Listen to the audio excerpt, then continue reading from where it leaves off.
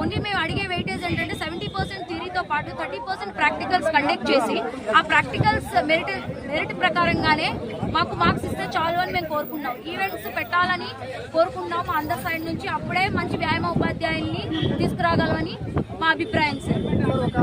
Constable కి selection కి events ఉంటున్నాయి. ఒక ఆర్మీ వాడు తయారు చేసిన పీటీఏ, ఒక కానిస్టేబుల్ తయారు చేసిన పీటీఏ, ఒక డిఫెన్స్ ప్రతి ఒక్క ఏదైనా నేవీ ఎయిర్ ఫోర్స్ ఎవరు తయారు చేసిన పీటీఏ.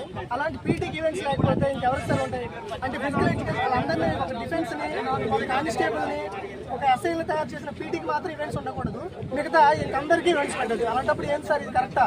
అసలు ఈ డిపార్ట్మెంట్ లో సర్టిఫికేట్ కొనుక్కొని B Tech, M Tech, MBA, UG separate other department అందరూ వచ్చి సర్టిఫికేట్ కొనుక్కొని కోచింగ్ సెంటర్ లో 2 సంవత్సరాలు 3 సంవత్సరాలు కూర్చొని డబ్బులు కట్టి సర్టిఫికేట్ కొనుక్కొని జాబులు కొడుతున్నారు సార్. అలాంటప్పుడు రియల్ గా 3 సంవత్సరాలు 4 సంవత్సరాలు కష్టపడి బీపీడీ, ఎంపీటీలు చేసి, పిహెచ్డీలు చేసి జాబుల కోసం ట్రై చేసిన వాళ్ళ పరిస్థితి ఏంటి సార్?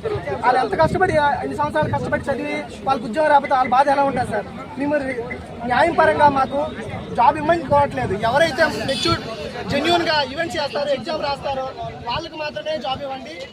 రియల్ అయిన స్పోర్ట్స్ పర్సన్ వ్యాయామ ఉపాధ్యాయులు ఎన్నుకోమని చెప్తున్నాం సార్. అది ఒకటే సార్.